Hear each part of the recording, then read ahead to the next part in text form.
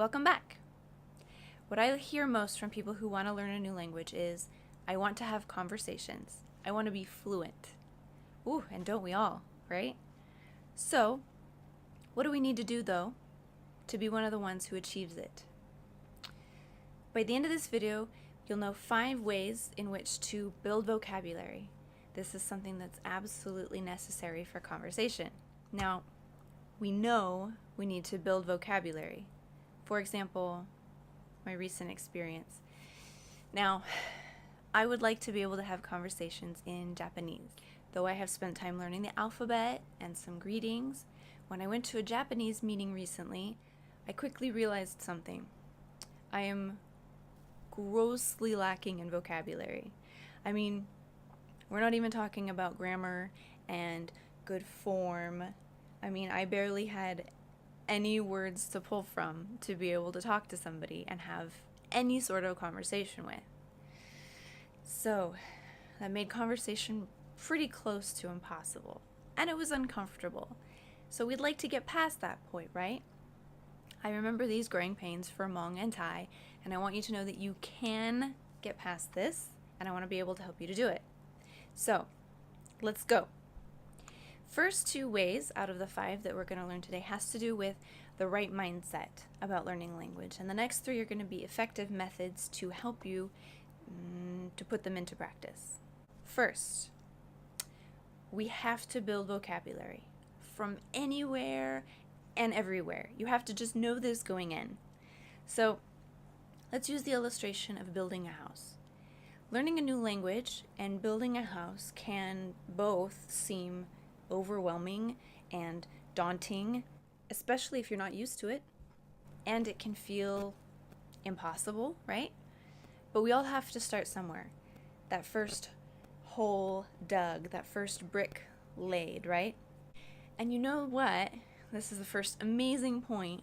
What is at first uncomfortable, painful even, can become really fun and even addictive to learn as your confidence and your progress grows.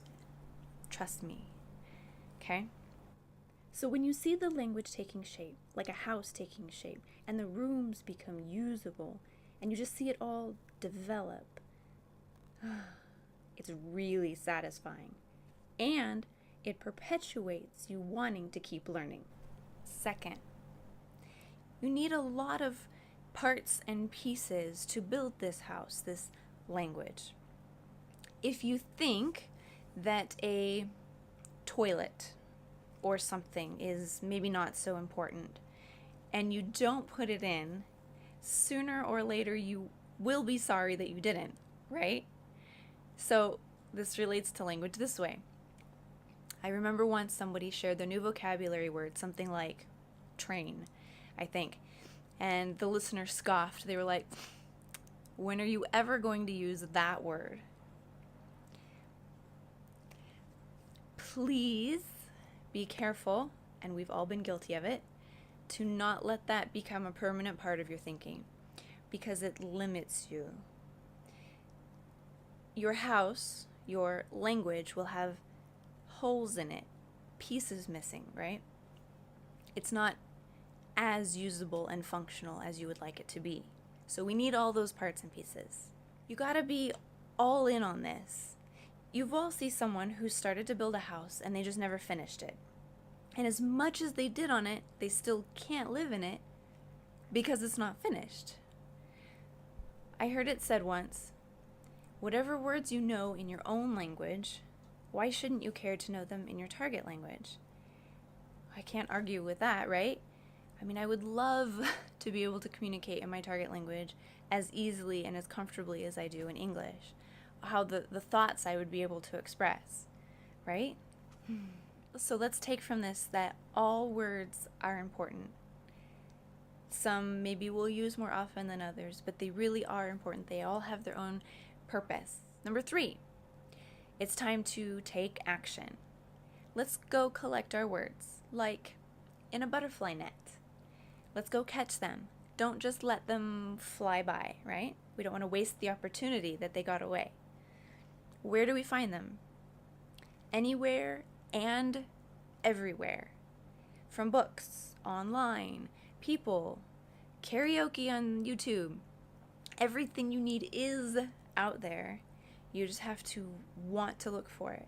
Now, if you're like me, you have the best of intentions, you hear a new word, and you really try hard to remember it, how it sounds, what its meaning is, only to realize 5 minutes later, it's gone. So you're good at collecting the words and all the effort, but then what? Number 4, we need to put them somewhere. Where? I don't care. Flashcards, a flip book, a note app on your phone, anywhere that's good for you. Just put them somewhere. Our minds are not a steel trap yet. So remember, our butterfly net has tons of holes in it. So we have to put them somewhere once we collect them. A point of caution though, try to put them in the same place every time. A few words here on that sheet, a few words in that notebook, a couple on that piece of mail. You'll just lose them, they'll get thrown away. Put them in the same place. This will come into play in our next point. So every word you catch, put it in your book. Catch it, keep it. Write down the definition. If you don't have a dictionary, I'll attach a link to the lesson that has some PDFs that you can download. Why do we want to have them in the same place? Number 5, because now we want to use our words, right? What? But that's hard. It takes work. I know. Totally know it takes work. But if you have them in your little book, this will be really easy because we need to use these words at every opportunity. I mean, you don't want to waste your investment. What investment? Well, you've decided to take the time to learn. You've cared enough to collect your vocabulary. You've made it a priority by writing it in your book. Don't stop at the most important part. This is when you practice. Practice leads to conversation, right? So, how? Okay, if I had with me my little book of phrases and words when I went to that meeting, that Japanese meeting, I could have practiced them, right? I didn't have anything in my head to pull from. So the more you practice, the more they become a permanent part of your vocabulary. Let me rephrase this because it's important. We ultimately want the words and phrases in our heads, not in our books, right? And soon, very soon, if you keep practicing, you won't need to look to the book for those phrases anymore. Then you can move on to new phrases, and that learning cycle completes, allowing you to move forward. Rinse and repeat. I've done this in Hmong and in Thai. I promise you, it works. Now keep up this routine, and very soon you will have several, dozens, hundreds, thousands of words and phrases that you can pull from your head, not your book, and you'll be holding conversations. And that leads to fluency. It really does.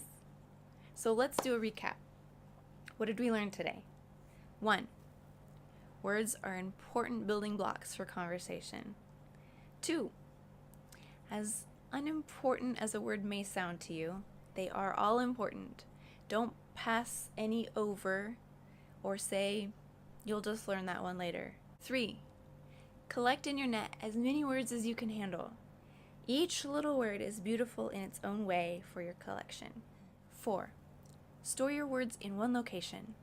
One portable, convenient, easy to access location so you can pull from it anytime. And 5, use your words. Use them over and over and over again at every opportunity until you can graduate from your notebook because of your mad retention skills. All right, you're all pumped and unstoppable, right? Of course. So get out there and start your collection. Thanks for joining me. Happy learning. And next time I'll have another amazing language learning lesson for you again on Ju Yi Dawb.